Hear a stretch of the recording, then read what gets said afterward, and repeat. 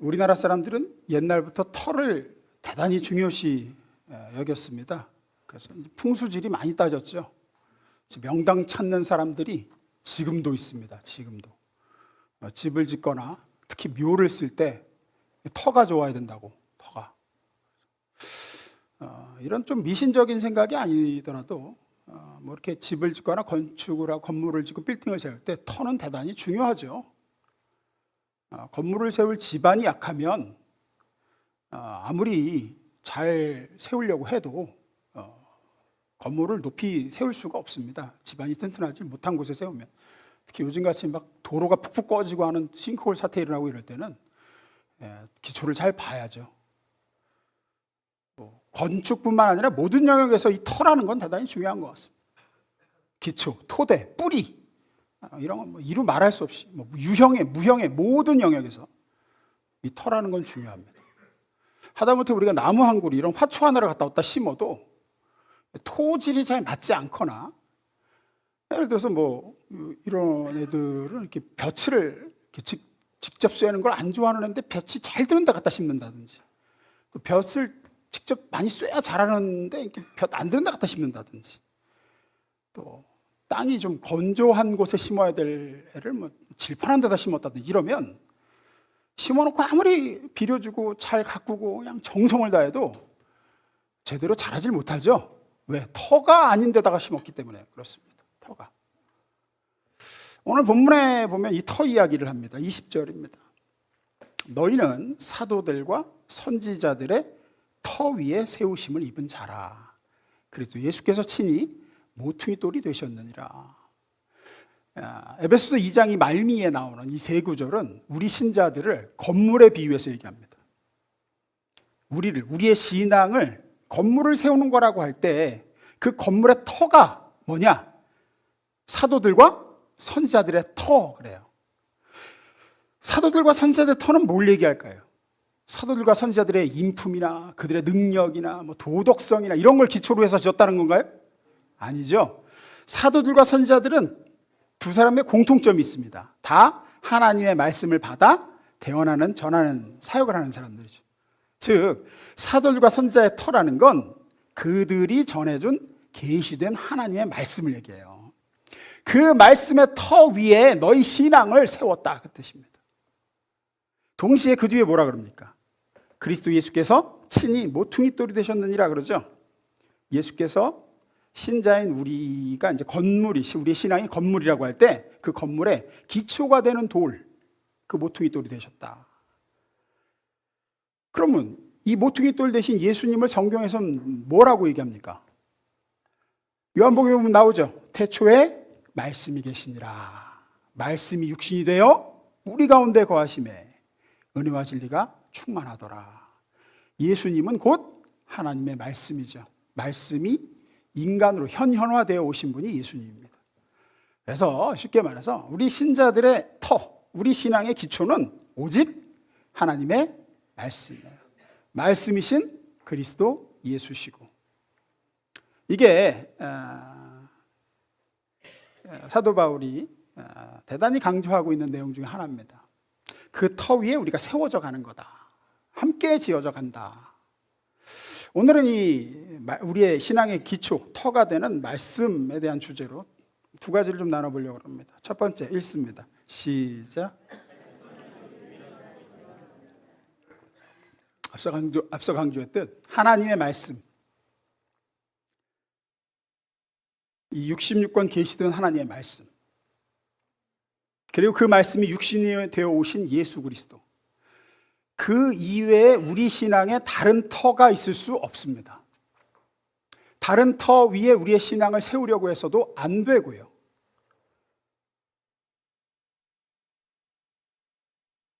그것이 무엇이 됐든지 성경에 이렇게 이미 계시된 우리의 든든한 터인 말씀이 있고 이 터 위에 우리의 신앙이 세워졌다고 하는데도 자꾸만 다른 것들로 터를 삼는 경우가 많습니다. 여러 가지가 있겠지만 오늘은 이런 것들, 신비한 체험, 내가 받은 기도 응답, 어떤 환상이 될 수도 있고 이런 것들로 대체되는 경우가 꽤 많아요. 꽤. 전에 사역하던 교회에 한 청년 자매가 있었는데, 이 자매가 그 당시에 문제가 되었던 어떤 직통 계시를 강조하고 어떤 예언을 강조하는 교회가 있었습니다. 지금은 이단으로 정죄가 됐죠. 그때는 꽤 시끄러운데 지금은 좀 조용해졌습니다. 큰 믿음 교회라고 있었어요. 거기 갔어요. 거기 가서 그 집회에서 예언을 받았대. 자기가 하나님이 너를 대단히 부유하게 하시고 굉장히 높이 들어 곧 쓰실 거다. 곧. 그러니까 준비해라. 말씀을 받았대요. 근데 1년이 가고 2년이 가도 이제 그게 실현이 안 되는 거예요. 그래서 굉장히 이 친구가 충격에 빠지고 시험 들고 막 그랬는데 아무리 그게 아니다라고 옆에 얘기해줘도 안 들어와요. 왜냐하면 털을 거기다 깔았어요. 털을. 소위 말하는 직통계시에다가 자기 신앙의 털을 세우니까 그 위에 뭘 지으려고도 안 지어져요. 이제 벌써 몇 년 됐죠. 우리 교회 잠시 오셨던 분 계신데, 이분들이 영사역한다는 곳에 가서 역시 기도 중에 하나님 음성을 들으셨대요. 하나님께서 엄청나게 큰 금액을, 액수까지 정확하게, 내가 너한테 맡길 텐데 그 돈을 이렇게 저렇게 쓰고 돕고 어디에 보내고 하거라, 이렇게 받았대. 그러면서 그 돈 중에 일부를 우리 교회에 또 보내라 그러셨대요. 저한테 계속 얘기를 하시는 거예요. 이분이 시금을 전폐하고 계좌 돈 들어오는 것만 보고 있어요. 안 들어오죠. 저하고 우리 김전 사님하고 둘이 신방도 갔었어요. 가서 기도도 해드리고 그랬는데 지금은 이제 시골 내려가신 거로 아는데 안 들어오죠.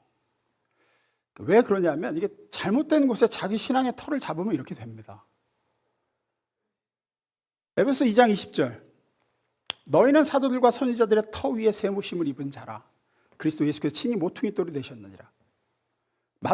말씀이신 예수 그리스도, 사도들과 선지자들의 터, 이 전해받은 하나님의 말씀의 터 위에 우리의 신앙과 삶이 세움을 이미 입었다고 얘기합니다.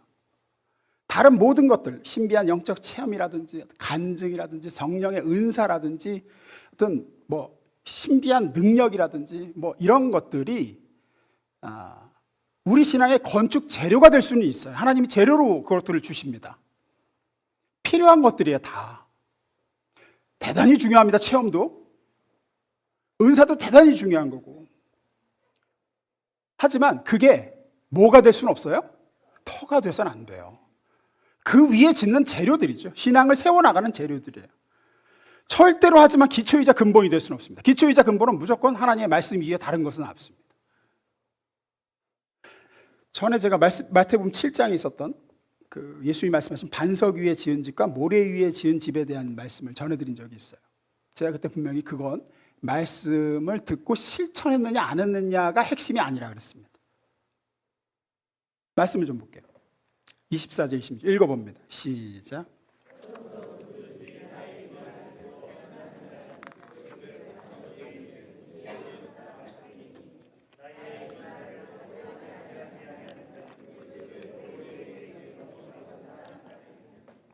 자, 둘 다 뭐를 짓긴 짓죠? 예, 짓긴 지어요. 안 짓는 게 아니에요. 둘 다 짓는다고요. 둘 다 행하기는 행해요. 실천을 한다고요. 둘 다. 근데 한 사람은 하나님의 말씀을 듣고 그 말씀을 기초로 해서 실천도 하고 행하기도 하는 거예요. 한 사람은 말씀을 듣고 행하는 게 아니라 자기에게서 나온 뭔가를 가지고 행하는 거란 말이에요. 문제가 언제, 여기서 보면 이제 반석 위에 지어서 안 무너졌고 모래 위에 지어서 무너진 싸움을 한단 말이에요. 지금 짓고 안 짓고가 아니에요. 짓긴 다 지어요. 행함도 하고 실천도 해요. 둘 다 행함도 있고 실천도 해요. 그러나 하나는 반석 위에서 그 행함과 실천하고, 그 반석은 오늘 말씀드리는 하나님의 말씀의 터. 하나님의 말씀 위에서 하는 거예요. 내게 주신 그 말씀을 붙들고 봉사도 하고 헌신을 하더라도 하나님이 주신 말씀 위에서 내가 순종하여 헌신을 하는 거고, 열심을 내도 그 위에서 하는 거예요. 근데 다른 한 사람은 그게 아니에요. 말씀이 기반이 되어 있지 않아요. 열심을 내는데 그 열심이 하나님이 주신 말씀에서 오는 그 감동에서 오는 게 아니라 다른 걸로 뭐 어떤 뭐가 됐든 그걸 기초로 해서 해요. 결과 어떻게 되느냐? 26절 27절.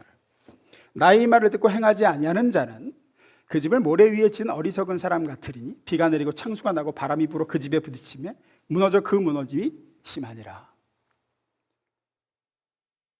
말을 듣고 하나님 예수 그리스도로부터 오는 말을 듣고 행한 게 아니에요. 누가 와 너무 잘한다 집사님 너무 잘해 그거 이래가지고 그거 우쭐해 그 우쭐한 게 이제 기반이 돼서 뭔가를 했어요 열심히. 그러면 평상시 때는 괜찮습니다. 근데 문제는 비가 내리고 창수가 날 때예요. 바람 불고 그럼 무너져요. 말씀 위에 짓는 게 아니기 때문에. 주님이 주신 말씀에 순종해서 뭘 한 게 아니에요. 제가 기도에 대해서도 그렇게 말씀드렸죠. 우리가 기도를 체험으로 배울 수 있습니다. 하나님의 이름, 예수님의 이름으로 기도하면 응답하신대. 그래서 나도 해봤더니 진짜 응답을 주셨어. 그런데 기도에 대한 성경 말씀은 전혀 몰라. 기도에 대한 성경의 예수님의 가르침에 대해서 무지해요. 근데 그런 체험으로 배웠어. 평상시 땐 괜찮아요. 근데 문제는 시험 들었을 때예요. 시험 들었을 때. 아무리 기도해도 응답이 안 올 때, 뭐 이럴 때예요. 기도했는데 오히려 더 상황이 안 좋아지거나 막 이럴 때예요. 그러면 하나님의 기도에 대한 하나님의 말씀의 가르침에 터가 든든히 다져져 있는 위에 기도의 집을 세운 사람은 안 무너집니다. 그 상황에 대한 해석이 되거든요. 제가 뭐 자동차 예도 들었죠. 자동차 그냥 끌고 다니는 건 누구나 다 합니다. 그러나 자동차에 대한 지식이 없으면은 유사시에, 그러니까 자동차 섰을 때 이게 왜 섰는지를 몰라요. 우리는 사랑의 실천이라든가 주님을 위한 헌신이라든가 열심을 내기 이전에 이 열심이, 이 헌신과 실천이 도대체 어떤 근거 위에서 무엇을 토로하여서 내가 지금 사랑을 실천하려고 하는가, 열심을 내려고 하는가, 헌신하려고 하는가를 이렇게 두들겨 보는 습관을 가져야 됩니다. 분명히. 이게 지금 말씀에 기초하고 해서 하는 건가? 내가 뭔가 헌신을 결단하려고 할 때도 내가 지금 하나님의 말씀이 내게 임해서 내가 이걸 하는 건가? 아니면은 그냥 무작정 그냥 안 하면 너무 부담되고 눈치 보이니까 이런 걸로 하는 건가? 우리가 여기서 얼마나 약한지 모릅니다. 제가 신학생 시절에 신학대학 다닐 때 베레아라는 이단이 상당히 한국교회를 혼란하게 했었습니다. 그때. 지금은 뭐 거기도 많이 잠잠해졌어요. 많이 죽었는데 당시에는 아직 이단으로 완전히 분별되기도 전이었습니다. 그때는. 혹시 아세요, 베레아? 거기가 성경이 말씀하고 있는 것과 분명히 달라요. 틀리게 가르치고 있어요. 대표적인 게 뭐냐면 인간이 죽으면 귀신이 된다. 귀신이. 인간이 죽으면 그 혼이 인간의 연수가 뭐 이렇게 있는데 그 연수를 다 못 채우고 죽으면 그 남은 기간 동안 이렇게 떠돈대. 귀신이 돼서. 그래서 가까운 사람들, 후손들한테 가서 병도 들게 하고 괴롭히고 뭐 이런다는 거예요. 그러나 성경은 절대 그렇게 얘기하지 않습니다. 성경은 인간이 죽으면 어떻게 된다 그럽니까? 바로 심판입니다. 그리고 하나님의 품으로 가거나 불못으로 가거나 합니다. 이 세상을 떠돌아다니지 않습니다. 죽은 사람의 영혼은 절대 떠돌아다니지 않습니다. 그런데 이게 참 미치고 팔짝 들 일이 뭐예요? 그 동네 가서 아픈 사람에게 이렇게 딱 목을 잡더라고. 이렇게 아픈 사람 나와. 목을 딱 잡아. 그럼 물어봐. 너 누구야? 그러면 그 귀신이 말을 하는데 나는 몇 날 며칠 어디서 죽은 누구 혼입니다. 이러는 거예요. 이 미치고 환장을 놓으셔요. 저는 둘 중 하나라고 생각합니다. 짜고 치는 사기극이거나 아니면 마귀 졸개인 귀신, 그 타락한 천사가 속이는 거예요. 자기가 사람인 양. 성경이 말하는 귀신은 딱 하나입니다. 사탄과 함께 자기 위치를 벗어난 타락한 천사들. 그래서 성경이 금하고 있는 일 중에 대표적인 것들이 영매, 접신 이런 거 다 금하고 있어요. 하나님은 절대 하지 말라 그러셨어요. 영매라는 것은 접신 이런 건 다 인간의 혼을, 죽은 사람의 혼을 불러내는 거거든요. 구약에도 그런 예가 있죠. 사울왕이 가서 그 영매한테 가가지고 엔돌의 무당 가갖고 사무엘을 불러달라 그래. 죽은 사무엘의 영혼을 불러내달라. 그래서 거기서 사무엘의 영혼이 나옵니다. 근데 절대 진짜 사무엘의 영이 왔다고 성경은 이야기하지 않죠. 그렇게 해석하면 안 됩니다. 성경이 이런 영매나 접신하는 것들을 금하는 것은 인간의 혼을 불러낼 수 있기 때문에 금하는 게 아니라 그것이 마귀 장난질이기 때문에 금하는 거예요. 마귀는 할 수만 있으면 어떤 모습으로도 나타납니다. 귀신은 영광에 광명된 천사로도 나타날 수 있습니다. 천사도 가장하는데 한 사람을 유혹하기 위해서 죽은 사람 흉내내는 거는 너무 쉬운 거죠. 제 동기 목사님이 그때 이제 목사도 아니고 신학생이죠. 그 동기가 있던 사역했던 출신 교회인데 그 교회 성가대 지휘하시던 분이 이제 암이 걸려 죽게 되었는데 무슨 기도원에 갔다가 나으셨습니다. 그런 다음에 이분이 횟가닥 해가지고 병이 나았는데 어떡할 거예요? 병이 나았는데 성경 공부를 이단 베레아 가서 성경 공부를 해가지고 그 체계를 굳혔어요. 단단하게. 그러고 나서 이제 교회 와서 얘기하는 거예요. 감기도 귀신 역사, 말다툼하는 것도 귀신 역사, 심지어 안경 낀 것도 귀신 들렸다 그러는데 안경 낀 것도. 안경 끼신 분은 빨리 벗으십시오. 눈에 귀신 들어가서 안경 끼는 겁니다. 눈 나빠진 것도. 근데 이분이 이 경험을 하자 무지무지하게 열심을 냈대요. 교회에서. 뜨겁고 열심히 내고. 와서 성가대 연습을 10분 하고 간증을 2시간 했대. 자기가 뜨거우니까 막. 교인들이 이제 두 패로 갈라진 거예요. 한쪽은 저 이상하다. 저 이상하다. 저거는 정상이 아닌 것 같다. 한쪽과 야야야 그래도 저 열심히 어디냐 저게. 저 뜨거움을 봐라. 저 사람 저러던 사람 아니냐. 저 사람 분명히 나이롱이었는데 거기 갔다 오더니 이렇게 뜨거워졌단 말이에요. 바로 이 이야기입니다. 뭐냐? 열심을 털라고 그러지 않습니다. 뜨거움을 털라고 하지도 않고요. 감격을 털라고 하는 것도 아닙니다. 성경은. 어떤 신비한 능력을 경험하고 내 필요가 채워지는 체험을 하는 걸 털라고 해서는 안 된다고요. 하나님은 하나님의 자녀를 어여삐 여기고 불쌍히 여기사 그 사람의 필요에 응답하시는 때가 있습니다. 우리 기도를 들으시는 분입니다. 문제는 너무나도 절실한 필요의 기도의 응답을 받고 보면 이 신앙의 터요 기초인 말씀은 어디로 갔는데 없어져 버리고 이게 너무 강렬하니까 자기가 응답받은 것이 터가 되어서 그 위에서 신앙을 세워가려고 그래요. 이제 그 체험이 전부야. 이제 그게 중심이 되었어요. 말씀은 저 뒤로 밀려나요. 뜨거운 체험, 그로 인한 열심, 이게 신앙의 기초가 되어버립니다. 주변 사람들도 보이니까 이제 눈에 그런 건 보이거든요. 근데 말씀의 기초는 잘 안 보여도 그런 건 눈에 보인단 말이에요. 근데 문제는 이런 식이면 내 자식이 잘 되는 거, 내 병이 낫고 건강해지는 거, 수입이 늘어나는 거, 문제가 해결되고 뭔가 일이 풀리고 채워지고 이러면은 그게 하나님의 말씀과 어긋나는 거든 말씀이신 그리스도가 중심이 되어 전해지지 않는 곳이든 누구라도 좋다, 어디라도 좋다가 되어버릴 수 있습니다. 분별이 안 되는 거예요. 그냥 거기 가면 뜨겁다, 거기 가면 응답받는다. 미혹당하기 너무 좋죠. 아직도 오늘날 교회를 공격하는 것 중에 굉장히 많은 부분이 이런 것들입니다. 복음을 변질시키고 심각한 싸움입니다. 이건 다를 게 하나도 없는 거예요. 어디 불교 어느 절 법회에 갔더니 병이 나았더라. 신천지 가니까 문제가 해결되었더라. 안상홍 증인의 하나님의 교회 가서 감격 얻고 감동을 받았다. 그러면 거기 가나요? 본질상 똑같은 거예요. 그럼 거기 갈 거예요. 그러면 터가 내 문제 해결되는데 터를 세우고, 터가 내가 원하는 거 이루어지는데 터를 세우고, 뜨거운 체험을 하는데 내 터를 세운다 그러면. 마태복음 7장 22절에서 23절에서 예수님이 이렇게 말씀하시죠.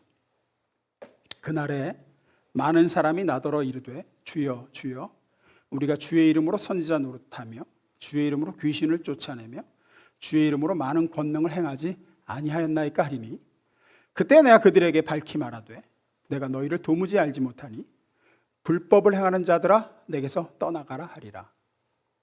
여러분 이 말씀이 아까 얘기한 반석 위에 지은 집, 모래 위에 지은 집 바로 그 앞에 이 말씀 하시고 그 비유를 말씀하세요.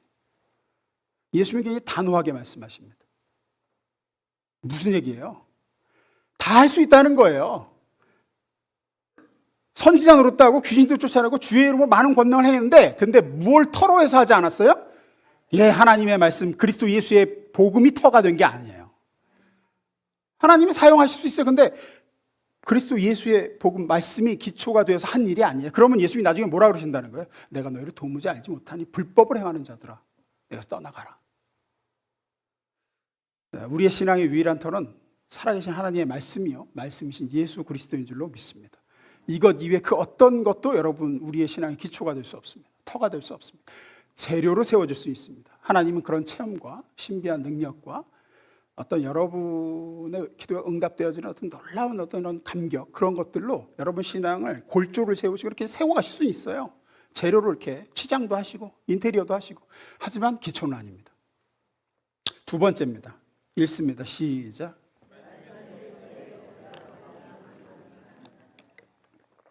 우리 신앙을 건물로 비유해서 계속 얘기하죠. 건물로 비유할 때 이 건물, 우리의 신앙의 건물이 완공이 되려면, 혹은 우리의 신앙을 길 가는 여정이라고 할 때 이 신앙의 여정을 끝까지 완주하려면 반드시 기초공사인 하나님 말씀의 터가 튼튼해야 됩니다. 그렇지 않으면 절대 완공까지 갈 수가 없습니다. 건물도 기초공사에 대단히 공헌과 시간을 많이 들이죠. 비용도 많이 들어갑니다. 그래야지만 완공까지 갈 수 있습니다. 아무리 돈 아깝고 시간이 급하다고 대충 해버리면 절대로 완공할 수가 없습니다. 우리 신앙도 똑같습니다. 말씀의 기초가 튼튼하지 못한 사람은 완공이 안 돼요. 완주가 안 돼요. 완주가. 중간에 나가 떨어지는 경우가 대단히 많습니다. 이유가 뭐냐? 이유는 이렇습니다. 보세요. 이 세상은 우리가 모두 경험하고 있는 겁니다. 우리 이 세상의 것들에 대해서 알고 있습니다. 무엇이 즐겁고 무엇이 좋은지, 무엇이 싫고 무엇이 나쁘고, 내게 기쁨을 주는 게 뭔지, 또 무엇이 두려운 건지, 이런 것들을 우리 세상에 대해서 잘 알고 있다고요. 하지만 우리가 장차 가게 될 영원한 세상, 하나님의 나라, 영원한 세계에 대해서는 우리가 경험한 바가 있습니까? 없어요. 우리는 거긴 경험한 바지, 그 세상은 잘 몰라요. 알고 있는 게 너무 없어요. 그저 하나님의 약속, 성경 말씀에 나온 그 약속을 통해서만 알 뿐이지 우리는 거길 경험해 보지 못했습니다. 근데 우리 기독교 신앙의 가장 귀한 것들, 핵심이 되는 것들은 전부 다 장차 올 것들이에요. 이 땅에서 누리는 이런 걸 약속하지 않고 있어요. 장차 올 영생, 천국, 심판, 하나님의 보좌 앞에서의 그 상급, 다 미래에 관한 거지 과거에 경험했던 것도 아니고 지금 내가 예수 잘 믿으면 엄청나게 너에게 누리게 해주겠다, 이런 걸 약속하지 않는다고요. 우리 기독교 신앙이. 여기에 우리 신앙 여정에 어려움이 있는 겁니다. 우리가 이미 알고 있는 것을 하나님이 약속하셨다 그러면 어려울 게 없습니다. 알고 있는 거니까 받겠구나. 그런데 하나님이 약속하신 것은 우리가 과거에 경험하거나 알지 못하는 것들을 약속하고 계세요. 천국과 지옥, 죄와 의, 구원과 멸망, 영원한 생명, 영원한 형벌, 하나님의 보좌, 완전한 안식, 완벽한 평안과 행복과 만족과, 그런 것들이 솔직히 저는 어렸을 때도 그런 생각 많이 했어요. 천국이 그렇게 좋다 그러는데 그게 영원히 살잖아요. 영원히. 아니 뭘 해도 지겨울 텐데, 뭘 해도 처음에나 좋지. 그거 한 100년 해봐. 그게 좋을까? 황금길이 있고 진주문이 있고 어쩌고 유리바다가 있고 수정바다, 그것도 처음에나 보지. 맨날 보면 그거 얼마나 지겨울까? 이런 생각이 들어요. 왜냐하면 우리가 경험해보지 못했기 때문에. 하나님의 약속으로만 받아놨어요. 근데 우리는 거길 바라보고 간단 말이에요. 이 땅에서의 삶을. 예를 들게요. 출애굽 사건을 볼 때마다, 요즘 생명의 삶 그 큐티 본문도 민숙인데, 출애굽 사건을 볼 때마다 놀라게 되는 건 이스라엘 백성이 그토록 많은 기적을 경험하고 하면서 이집트, 그 애굽에서 탈출했는데도 광야 길을 가는 동안 그들은 하나님의 말씀에 제대로 순종하지 않는다는 거였습니다. 계속 불순종하고 불평하고 원망하고 툭하면 다시 돌아가자 그러고 그런단 말이에요. 왜 그럴까요? 핵심은 이겁니다. 그들이 떠나온 곳, 과거에 있었던 곳, 애굽, 이집트, 거기는 경험했던 곳입니까? 아닙니까? 경험했던 곳이에요. 잘 알아요. 애굽에 뭐가 좋은지, 뭐가 안 좋았는지, 거기 어떤 아름다움이 있고 어떤 추함이 있는지 알아. 경험해봤어. 하지만 이제 장차 미래에 가게 될 약속받은 가나안 땅은 가봤어요? 안 가봤어요? 안 가봤단 말이에요. 거긴 몰라. 거기서 경험을 해본 적이 없어요. 하나님이 약속하신 젖과 꿀이 흐르는 땅이라고 듣기만 들었지, 거기서 나는 꿀을 먹어본 적도 없고 진짜 젖과 꿀이 흐르는지 나는지 가서 살아보질 않았어요. 그들은 가나안 향해 가고 있는 중이지 아직 가나안 땅에 들어와 있는 건 아니라는 말입니다. 과거 떠나온 곳은 애굽이 있어요. 뒤에 애굽이 있어요. 거기는 잘 알아요. 살던 데야. 지금 가고 있는 곳은 어디입니까? 광야란 말이에요. 광야. 이제 미래에 다다를 곳이 가나안인데 여기는 안 가봤어. 지금 걸어가고 있는 광야도 알고 과거에 살았던 애굽도 아는데 갈 가나안은 몰라요. 그래서 이스라엘 백성이 지금 걸어가고 있는 이 광야길이 힘들면 장차 가게 될 가나안과 지금의 광야를 비교하는 게 아니라 어디하고 비교할 수밖에 없어요. 애굽하고 비교할 수밖에 없어요. 왜? 여긴 경험을 해본 적이 없어. 몰라. 가봐야지 하는 거지. 그거 들여보내주신다는데 그것도 가봐야 하는 거고. 하지만 내가 떠나왔던 애굽은 너무 잘 알아. 비록 종으로 살았을지언정 어디가 어디보단 나아요? 광야보다는 애굽이 낫단 말이에요. 광야보다는. 내가 잘 알아. 애굽 삶이 어떤지. 그래서 자꾸 뭐라 그래. 거기 있을 때는 마늘도 먹었고 부추도 먹었고 고기도 있었고 떡도 있었고 말이야. 근데 이놈의 광야에서는 보이는 거지. 아침에도 만나, 점심에도 만나, 저녁에도 만나. 가도 그냥 끝도 없는 광야. 힘들고 목마르고 물 조금 주시면 목 죽였다가 또 목마르고 또 지켜야 될 계명과 법은 또 왜 이렇게 많이야? 또 주셔가지고. 애굽에서는 그냥 바로 비위만 잘 맞추면 됐어요. 종살이지만. 여기서는 뭐 해라는 것도 이렇게 많고 하지 말라는 것도 많고 그거 안 지키면 또 어떻게 돼? 어김없이 하나님께서 치시죠. 또 불뱀 와갖고 그전 뱀에 물려갖고 죽고 뭐해서 죽고 뭐. 그러니까 차라리 종살이가 낫지. 차라리 이럴 거면 이럴 바에야 우리가 왜 나왔느냐 소리가 나오는 거야. 이럴 바에야 우리가 왜 나왔느냐. 이럴 거면 우리가 왜 나왔느냐. 이럴 거면 왜 나왔느냐. 이럴 바에는 그래서 자꾸 그 얘기하는 거예요. 이것이 이스라엘 백성이 호소했던 가장 어려웠던 시험거리였습니다. 젖과 꿀이 흐르는 땅은 장차 가게 될 땅이지 지금 걷고 있는 건 아니거든요. 지금 걷고 있는 건 너무 힘든 광야야. 가나안은 살아본 적도 없고 경험해본 적도 없어요. 사람은 보지도 못하고 경험해보지 못한 걸 소망하기엔 대단히 어렵습니다. 그러다 보니 현실 광야의 어려움 버티기가 너무나 힘이 듭니다. 애굽은 살아봤기에 당장 비교하는 거예요. 그리운 거예요. 자, 이제 이걸 우리 얘기를 좀 해보겠습니다.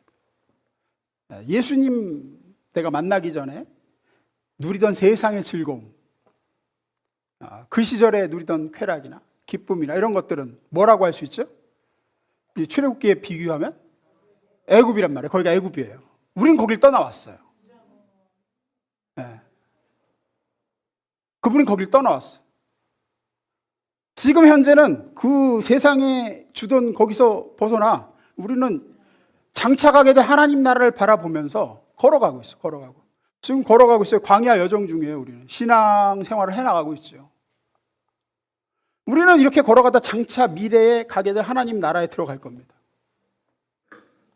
영생, 죄와 악이 없는 곳, 고통이 없는 완전한 안식과 행복이 있는 우리의 가나안에 가게 되겠죠. 그런데 우리는 이스라엘 백성과 마찬가지입니다. 천국을 살아본 적은 없어요. 거기가 그렇게 좋다 그러는데 우리는 경험해보지 못했단 말이에요.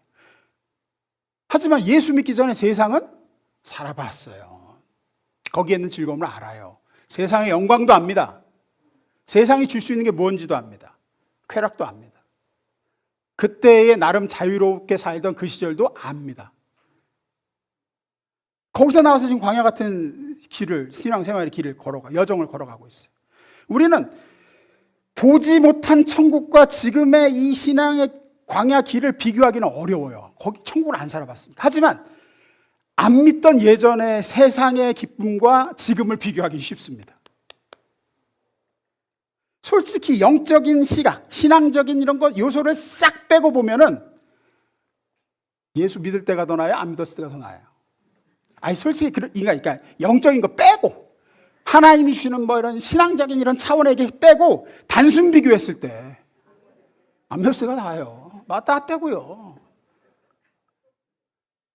그때는 뭐 이렇게 죄 짓고 살아도 말이야 양심의 가책도 없었고 하나님이 치시지도 않았는데, 요즘에는 뭐가 잘못하면 한 대 얻어 맞을 때도 있고 말이야. 마음이 무겁기도 하고. 그때는 그냥 악하게 살았어도 나름 성공했는데 지금은 정직하게 사는데도 하나님이 길을 안 여시네.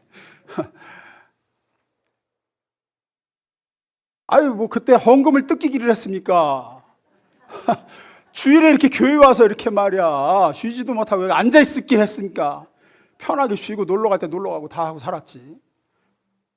이스라엘 사람 똑같은 거예요. 거기 고기 까마귀에서 고기도 먹고 말이야 부추도 먹고 우리가 마늘도 먹었는데, 여기는 말이야 만나밖에 없고 매 특히 지금 설교 듣고 그냥 앉아가지고 이러고 있단 말이에요.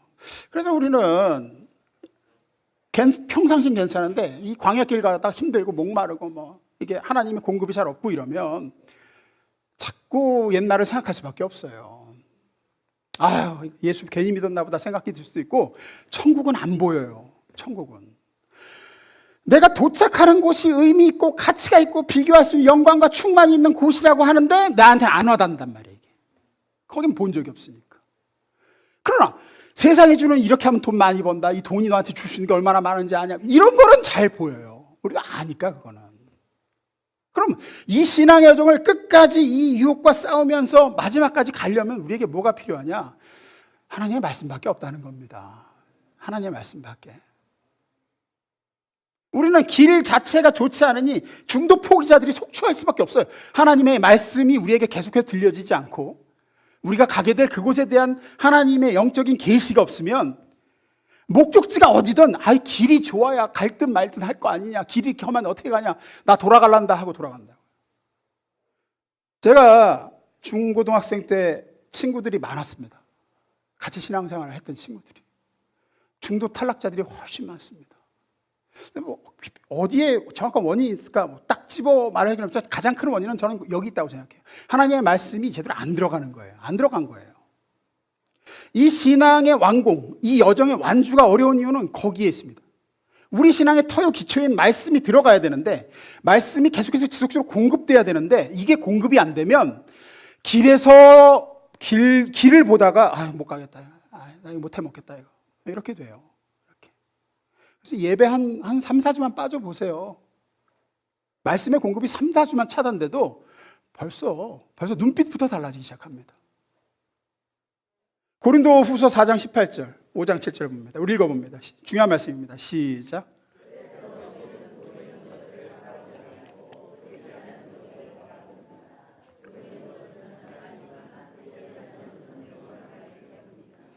그것은 우리가 보이는 것으로 살지 않고 믿음으로 살기 때문입니다. 아멘. 사도 바울이 흔들리는 고린도 교회 성도들에게 이렇게 계속 얘기하는 거예요. 보이는 것 바라보지 않고 보이지 않는 것 바라봅니다. 여러분, 보이는 거, 여러분이 떠나온 그 세상, 그거 잠깐입니다. 여러분의 생명이 끝날 때 그 유통기한도 끝날 겁니다. 보이지 않는 게 영원합니다. 여러분 믿음으로 거기 바라보십시오. 이렇게 계속 얘기하는 거예요. 이런 말씀의 공급을 받아야지만 우리는 이 신앙의 길, 광야 길이 험해도 우리가 장차 가게 될 곳에 소망을 가지고 걸어가고 버티고 인내할 수 있습니다. 다른 건 없습니다. 하나님의 말씀뿐입니다. 말씀만이 우리를 갱신합니다. 말씀만이 이 험한 길을 버티며 천국의 소망을 두고 걸어가게 하지 다른 것으로는 안 됩니다. 아직 보이지 않는 모든 것들을 믿음으로 보이게 만들어주는 것은 오직 우리의 견고한 터인 계시된 하나님의 말씀이에요. 따라서 이 하나님의 약속이 담긴 말씀에 대해서 얼마나 자세히 분명하게 머릿속에 그리고 있느냐, 자리 잡고 있느냐에 따라서 오늘의 신앙이 달라지는 거예요. 오늘의 신앙. 마태복음 7장 13절 14절. 좁은 문으로 들어가라. 예수님 말씀이죠. 멸망으로 인도하는 문은 크고 그 길이 넓어 그리로 들어가는 자가 많고, 생명으로 인도하는 문은 좁고 길이 협착하여 찾는 자가 적음이라. 우리는 이 말씀을 통해서 위로를 받는 겁니다. 아, 좁은 길이구나. 신앙생활에 어려움을 느끼면서 잘 가고 있는 거구나. 이 길의 끝에 생명이 있다고 하셨으니까 많은 사람이 걸어가고 있는 저 길이 아닌 거구나. 아무리 지금 보이는 이 좁고 험하고 협착한 길을 걸어가는 현실을 내가 이겨내려고 해도 힘과 의지로 이겨내는 게 아니라 이런 말씀이 들려질 때 이겨내는 겁니다. 로마서 8장 18절. 생각건대 현재의 고난은 장차 우리에게 나타날 영광과 좋게 비교할 수 없도다. 이런 말씀이 우리에게 들려질 때 우리는 오늘을 기쁘게 걸어갈 수 있는 힘을 얻는 거죠. 보지 못한 영광이지만 말씀이 들려질 때 믿음이 생기고 믿음으로 보지 못한 걸 본 듯이 바라볼 수 있게 되죠.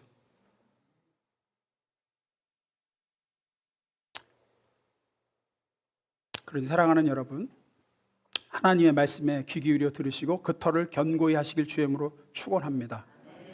성경에 표현된 약속과 말씀을 통해서만 우리는 내가 누구이며 지금 내가 걸어가고 있는 이 길이 어떤 길이며 이 끝에 무엇이 있는가를 올바로 분별하게 됩니다. 말씀 이외에 그 어떤 것도 우리를 성결의 자리로 이끌고 믿음의 자리로 이끌어 인내하고 결심하며 분별하게 만들 수 없습니다. 하나님의 말씀만이 이 광야의 오늘을 힘들게 사는 우리로 하여금 보지 못했으나 분명히 얻게 될 영생과 가게 될 저 가나안 하나님의 나라와 그분 앞에서 서게 될 영원한 칭찬과 영광을 사모하게 만들어 줍니다. 하나님 말씀 위에 어떤 것도 보이는 것 가득한 이 세상, 우리를 손짓하고 유혹하는 것이 가득한 이 세상에서 보이지 않는 하나님의 세계를 붙들게 하지 못해요. 그래서 주님이 뭐라 그래요? 사람이 떡으로만 살 것이 아니라 하나님의 입에서 나는 모든 말씀으로 사느니라. 그 말씀으로 살고 그 터를 더 견고히 하는 저와 여러분 될 수 있기를 주의 이름으로 축원합니다. 아멘.